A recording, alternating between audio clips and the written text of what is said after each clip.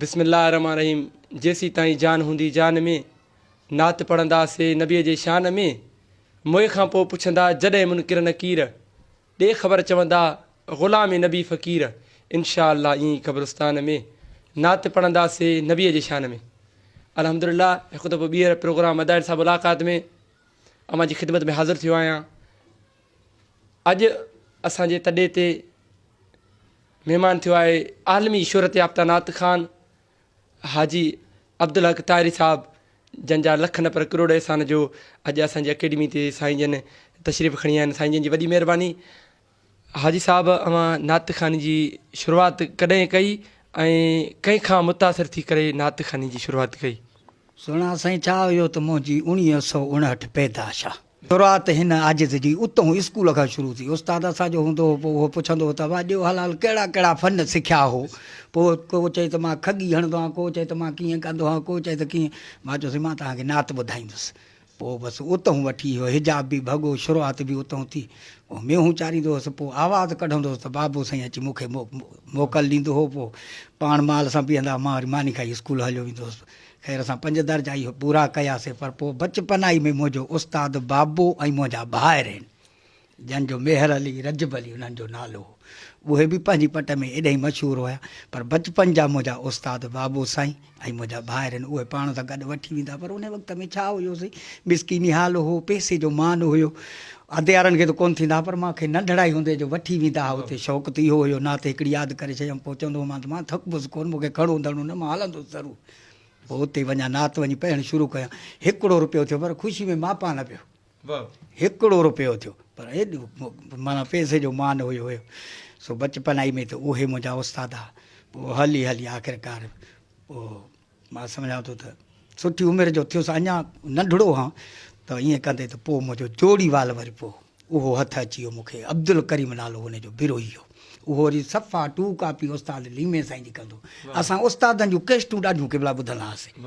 पोइ उस्ताद जालण साईं जी कोशिशि मां कंदो हुउसि त आवाज़ु इहो मां पकड़ियां। हो चवंदो हो त मां उस्ताद लीमे जी कोशिशि कयां त इहो आवाज़ु वरी मां कढां। पोइ थियो बि वाक़ई ईअं त ॿनी आवाज़ माना पकड़िया उस्तादनि जा। पोइ 5 साल 5.5 साल खनि उहो बिरोही साहिबु बि मूंसां हुयो। पोइ उस्तादनि जी महफ़िल में प्रोग्राम थींदा हुया, पोइ उन्हनि में अचणु थींदो। पोइ उस्ताद साईं चवंदा हिक ॿिए खे त यार हे अञा कंहिं सुरीले वटि हुजनि त अञा सुरीला थींदा। पंहिंजे नाले न पिया चवनि, पर ईअं बि चवनि पिया की हे कंहिं सुरीलनि उस्तादनि वटि हुजनि त अञा सुरीला थींदा, जो ग़लति था शेर पढ़नि हे हो। पोइ इहो मिड़ई थोरो ज़हन में रहियो इहो मूंखे लफ़्ज़ इहो त हाणे जेकर इहा कोशिशि कयां। बहरहाल नसीब जी ॻाल्हि आहे। पोइ ईअं कंदे त असांजे ॻोठ सां हिकिड़ो टाइप खणी आयो। चयूं त बाबा मां 5 रुपया वठंदुसि, कैसेट ॿुधाईंदोसांव ॿुधाइणी जा। मां बाबे खे चयो, मेहूं चारींदो हुउसि। मां चयो बाबा मूंखे 5 रुपया ॾे त मां हे कैसेट ॿुधी अचां। कैसेट जो हली उस्तादनि जी 3 ॼणा। तोखे यादि कयोसीं यार न कॾ, असां तोखे छॾियो सुहिणा तूं त न छॾ। ओठी तर्स ते ॼाए वॻो नींगर जो, पंहिंजे नंढड़े अधे अली असगर जो। पर इन हिकिड़ी तर्ज़ ते 3 नातियूं हुयूं। उहे जो मूं ॿुधियूं त बसि पोइ उते मस्जिद शरीफ़ में पियो हलाए। मां नंढड़ो लाउडड़ो हुउसि। मां चयो हाणे इहो मुंहिंजे घर ॾे कर त मुंहिंजा बचड़ा बि ॿुधनि, अम्मा वारा बि ॿुधनि, बाबो साईं ॿुधे जंहिं 5 रुपया ॾिना आहिनि। ओॾे लाउडे जो मुहड़ो कराई इहो ॿुधोसीं। पोइ इहा दुआ घुरियऊं त मुंहिंजा अलाह साईं हे त के मलाइक आहिनि, बाक़ी हे त के बशर त न आहे जो अहिड़ा आवाज़ हे हो। मुंहिंजा मौला इन्हनि जी कॾहिं ज़ियारत करां। पोइ हली हली आख़िरकार चयूं त मां अॼु ॿेटे मेहड़ खां भर में उते जतोई साहिब जो ॻोठो, उते 17 लॻंदी हज़रत बुलबुल सिंध दोस्त मोहम्मद साईं रहमतुल्लाह अलैह हड़ाइल उन टाइम जी। चऊं त हिते अचनि था। हाणे असांजो ॻोठु तक़रीबन सुठो पंधासीं, ईअं तक़रीबन 70-75 किलोमीटर। पर पोइ सभई ॻोठ वारा शुहूर ॿुधण जो चऊं त हलो त हली इहो ॿुधी अचूं। मां चयो बाबा मां बि हलंदुसि। हाणे मां हिन नंढड़े खां नंढड़ो आहियां। चऊं बाबा तूं नंढड़ो आहे, थकिजी पवंदे, तोखे केरु खणंदो हेॾी मंज़िल। मां चयो मूंखे खणिजो न, मां पंहिंजे इश्क में थो हलां, मां इहा ॾिसंदुसि हली उस्ताद। ख़ैर असां वञी उते पहुतासीं। पोइ छा कईसीं दवा ॾियो ख़बर। चई बाबा हाई साहिबु वॾो कोन्हे, बाक़ी 2 उस्ताद आहिनि, जान मोहम्मद साईं बि आहे, लीमो साईं बि आहे। बाबा उहे किथे आहिनि? चई हाणे बसि निकिरण वारा आहिनि, निमाज़ ते वुज़ू कंदा, निमाज़ थींदी। ॿाहिरि निकिता, मूंखे इहा तड़प लॻी पई हुजे हज़रत यूसुफ वारी। त मां चयो किथे आहिनि?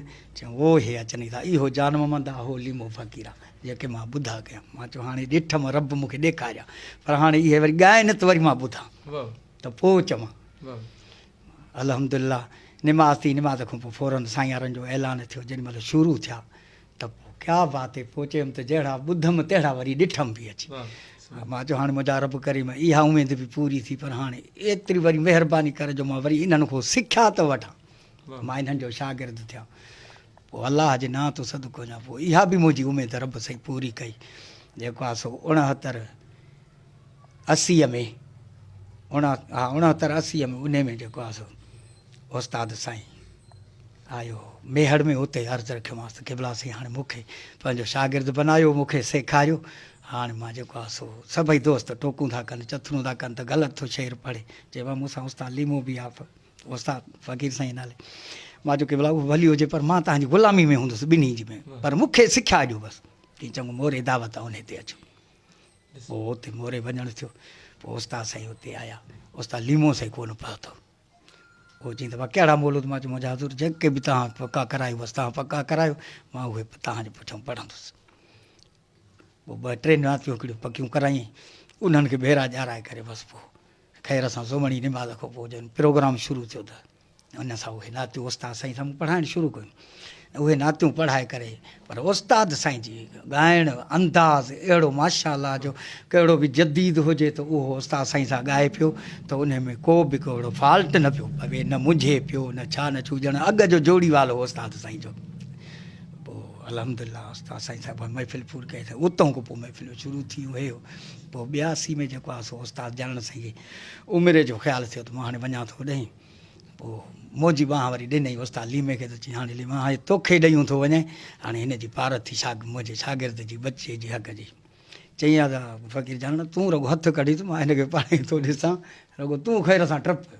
हिन जो पोइ इहा ॻाल्हि आहे त पोइ मां हिनखे अकेले उन ते चवांसि त अकेलो ॻाईंदो अचे तोसां न। चई न बाबा भोग थो कराए।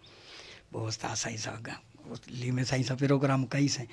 पोइ हिकिड़ी जाइ ते मिड़ी थोरी दॿ ॾिनई जो मां ॾिठो मथां वेही रहियो त हेठि रोवां पियो वेठो। मां कहिड़ी उस्ताद वॾे जूं बुर्दबारियूं पियूं यादि अचनि त मां चयो उस्ताद जालण साईं केॾो मूंखे प्यार में हलाईंदो, उस्ताद साईं मूंखे सभु पाण ईअं मिंट करे वधो। ख़ैर सां उस्ताद साईं ख़ैर होॾो मोटी आया 82 में। पोइ चई ॾियो हाल हाल हले पियो केसो? मां चयो हा हले पियो। चई तो तोखे जो तकलीफ़ त कोन्हे नी आई? मां चयो न भाउ तकलीफ़ कान्हे का, खिलां बि पियो हे, पर पोइ चई न मां सम्झी वियुसि। पोइ उतां पोइ प्रोग्राम इहो गॾिजी कयासीं। पोइ 83 में वरी मूंखे ओॾो दोस्त उमिरि जी टिकेट मोकिली। पोइ वरी मां मदीने पाक वियुसि। मुंहिंजे फौरन वरी उस्ताद जानण साईं बि आयो, वरी उस्ताद लीमो साईं बि आयो। पोइ टई उते हुआसीं महबूब जे शहर में मदीने पाक में। 4 कुंडुनि ते पे घुमियासीं, मके पाक ताईं जिदे ताईं। पर उन वक़्त में छा हुयो जो ओसी ताईं वञूं पिया त अहिड़ो को पकड़ धकड़ जो को ख़्यालु कोन हुयो। ख़ैर असां अॼु अकबरी हज पढ़ी 83 में। पोइ वरी मोटी आयासीं। पोइ हिते ई हुयासीं पाकिस्तान पंहिंजे में, केॾी महिल कहिड़ी कुंड में, केॾी महिल कहिड़ी कुंड में, बलोचिस्तान जे पासे टीपलो खां बि परते टपींदा डेरा मुराद जमाली। बहरहाल पोइ हिकिड़ी प्रोग्राम ते हेॾे नबन खान लुंड जे प्रोग्राम ते वियासीं। होॾो मोटी आयासीं दादूअ में। उते उस्ताद लीमे साईं उस्ताद जालण साईं खे चए थो जालण हाणे ॻाल्हि ॿुध हिकिड़ी। चई कहिड़ी लीमा? चई हाणे हक़ अधु जो हक़दार आहे। उस्ताद लीमे साईं रहमतुल्लाह फरमाए। उस्ताद जालण चयो उस्ताद लीमा मां करे वेंदुसि, मां त तूं न करे सघीं। चई मुंहिंजो बि तोसां वाइदो आहे, हक़ अधु जो हक़दार आहे। हाणे चयूं त जे अधु जो हक़दार आहे त उस्ताद जालण साईं रहमतुल्लाह फरमायोसि त चङो 3 हिसा कर, अॻ में हक़ खे ॾे मूंखे ॾे पाण जा। उते जो उते उहे 3 हिसा करे इहो विरस्त कयूं। उन खां पोइ उस्तादनि वटि मुंहिंजो साईं इहो ई क़दुरु थी वियो।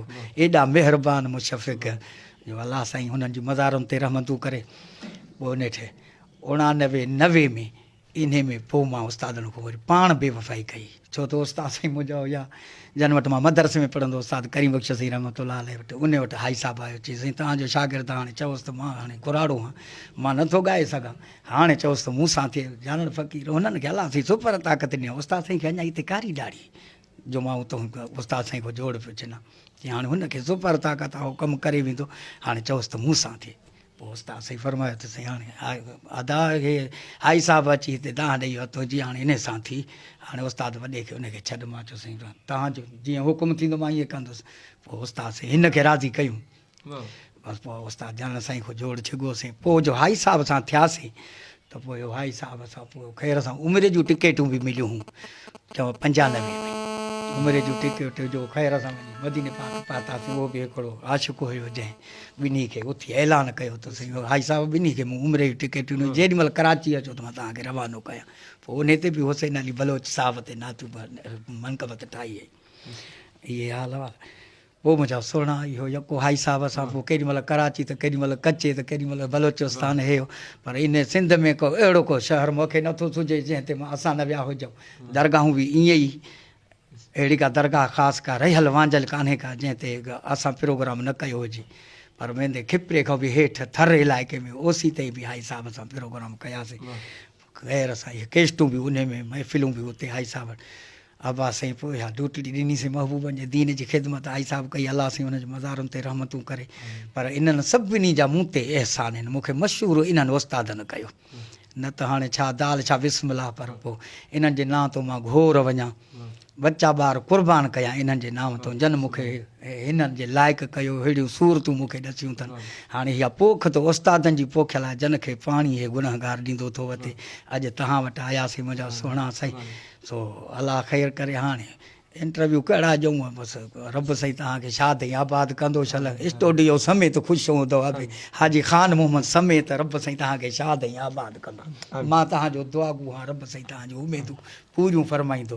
अस्सलाम वालेकुम रहमतुल्लाह वबरकातुहू। हाजी साहब अवां सिंध धरतीअ जे बेताज बादशाह आहिनि उस्ताद हाजी ग़ुलाम नबी मैसर बेताज बादशाह उस्ताद हाजी जानण साईं ऐं शहनशाह नात ख़ान उस्ताद हाजी लीमो फ़कीर रहमतुल्लाह अलैह जन सां सॼी ज़िंदगी अवां उन सां गॾु ॻाईंदी तव्हां वक़्फ़ु करे छॾी। हिकु अहिड़ी का अनमोल यादि हुजे जेकी अवां पंहिंजे नाज़रीन दोस्तनि लाइ शेयर करणु चाहियो। अहिड़ी का यादगार लम्हो। साईं उस्ताद हाई साहब ग़ुलाम नबी मैसर रुॻो शाइर न हो पर चोटी जो फ़क़ीर बि हुयो। ॿुधो साईं जेको लफ़्ज़ कढंदो हो उहो थींदो हो। बलोचिस्तान सोबतपुर वियासीं। उते हिकिड़ो ज़ोर वेठो जे सारे जी सॼी राति हे हो निठ 2:30 थी आहे। मूंखे बि निंड वठी वई। पर पोइ हिनखे जो सुजागी थी ऐं उथियो चई दादा अञा वेठो ही का लाल चाचा। चई चाचा हा हिकिड़ी ॻाल्हि कंदुसि। चई हुकुम कर। चई चाचो मूंखे संग नथो ॾिए अहिड़ी दुआ घुरिजो मूंखे चाचो सॼे संग जी इहा मूंखे पंहिंजी दुआ अॼु करामत ॾस। चई धाॻो अथई। उते हो धाॻो वठी करे हुफ कई न पढ़ण न छा हो कर अचे चई हे ॿध हफ़्ते जे अंदरि तोखे चाचो संग ॾींदो। इहा करामत उस्ताद साईं जी हाई साहब जी मां ॾिसी आयुसि त वाक़ई हफ़्ते जे अंदरि उहो हुनखे चाचे सॾु जेको आहे संग सॾे ॾिनो। उन खां पोइ प्रोग्राम वरी पाण खां वरितईंसि जो हुनजी वञी शादी ॻाए बि आयासीं। हिकिड़ी इहा ॻाल्हि। ॿी ॻाल्हि मां पंहिंजी थो ॿुधायां त नाले मिठे जी अमड़ ख़ाब थी लहे त हाई साहब वॾो ॿाहिरी मोरी ते साईं ख़ान मोहम्मद ॿाहिरी मोरी जेकी आहे अची इते सर वेठो। सो अमड़ चयोसि त भला हिते वेठो ई हाजी हलूं घर। चई न तूं भली हल बाक़ी हिते मुंहिंजो जोड़ी वाल जी ॼञ लंघंदी इहा रुॻो ॾिसां त पोइ मां ईंदुसि पोइ मां अचां थो तूं हल घर। सो नाले मिठे खे अम्मा चयो त अबे खे ॿुधाइजांइ त ॿी शादी अञा थींदसि। सो ॿी शादी मुंहिंजी ख़ैर सां उहा बि थी। पर इहा करामत अबे वॾे जी हाई साहब जी इहा वरी पंहिंजे घर में असली हो हुतां जी ॿुधाई मां। पर केतिरियूं मां तव्हांखे ॻाल्हियूं ॿुधायां अहिड़ियुनि अहिड़ियुनि चाहिनि तो अलाह बचायो। हेॾे टबरे वियासीं होॾो बस में ज़ोरी हिकिड़े ख़लीफ़े चाढ़ियो। चईंदो आहे हिन में चाढ़े बाबा हिन में जॻह कान्हे का। हाई साहब चयोसि बीही वेंदासीं डंडनि में हथु विझूं इहो छॾ त ॿी में असां सुखिया वञूं। चईसीं वरी ॿी अञा देरि सां निकिरा हलंदा चढ़। उन में वरी हेॾो कोच आई कराची जी केॾी महिल हो पियो अॻु में थिए केॾी महिल हो पियो अॻु में थिए। हिनखे को ड्राइवर सुञातो हलाए छा आॾो करे विहारीसि पाण सां। असां डंडनि में हथु विझी बीठा आहियूं। सुठो पंधु हेॾे टबरे खां अॻिते करे वियासीं काफ़ी पंधु त उते हे किरास करे वियो हैदराबाद वारी कोचारो हेॾो हिन जे आॾो वरी को लालो पियो हले जेके हे टिफिनियूं ठपींदा आहिनि हे कातियूं हे उहो को खयूं पियो वञे हे साइकिल ते। उन में ईंदी कोच लॻई आहे असांजी बस उन में लॻी त हो बि वञी वीचारो हेॾे किरियो। हिन खां बि कंट्रोल में निकिरी वई नेठि ईअं वकल आवाज़ूं ॾेई करे वञी हेठि वञी किरी हीअं पासीरी थी सुम्ही पई। पोइ इहे सभई माण्हू गेटूं मथां थियूं उतां निकिरंदा पिया अञा हे सभु निकिरी विया। असां ॿ अञा गाॾी में अंदरि सुधा पिया। अड़े बाबा नेठी जेॾी महिल होश आयो त ॾिसां हा जन खे त ॻोल्हियां त उस्ताद किथे आहे। हुनखे त ड्राइवर आॾो विहारियो अञा जो ॾिसां त हे बि सुतो पिया। हा ॾे हाल वाल अञा भला तोखे न हेठि उथण वारी। चई मुंहिंजे हेठां ॾिसोसि त ड्राइवर हेठां आहे छा मुंहिंजे। मां चयो हेठां कोन ई को चवंदा त हो अॻ में ई बुल ॾेई लथो हलियो। चई चयो पोइ अहिड़ी ॻाल्हि आहे मूंखे न पियो सलाह करे मूं सॾु विहारी पोइ मूंखे न पियो सॾु करे त अड़े ल बि मूंसां गॾु गाॾी थी उठ लही। कहिड़ियूं ॻाल्हियूं ॿुधायूंसीं को बि नुक़सानु न थियो हे हो।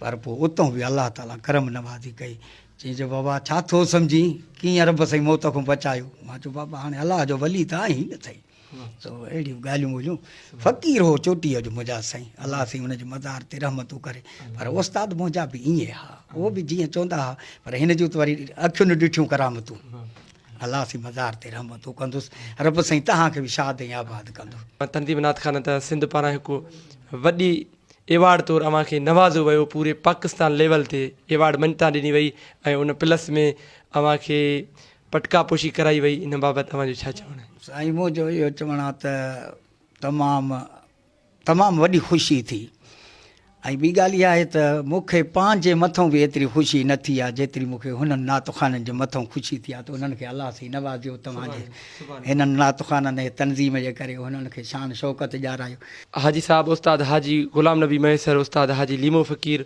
उस्ताद हाजी जानण फ़क़ीर नात अकेडमी पनवाकिल ऐं मदाइन सां मुलाक़ात प्रोग्राम में अची अव्हांखे कीअं लॻो? साईं अल्हम्दुलिल्लाह बहितरीनु लॻो असांखे तमामु दिलि ख़ुशि थी आहे अलाह वधाईंदो वशल रब साईं हिन मरहूमनि जी मज़ारनि ते रहमतूं अता फरमाईंदो सदाईं ख़ुशि हूंदो हा बाबा साईं मां ख़ान मन साईं जो वॾो अहसान मन थोराए थो हा जंहिं उथी ऐं असांखे जेको आहे सो हे लाइक़ु कयो न त असां त हिन जे लाइक़ु बि कोन हुयासीं पर इहो अहसान मां उन जो ॻायां जंहिं असांखे पंहिंजे शहर में घुरायो हेॾियूं इज़तूं ॼारायूं अलाह ताला साईं खे साईं जे साहिबज़ादनि खे शाद ऐं आबाद फरमाईंदो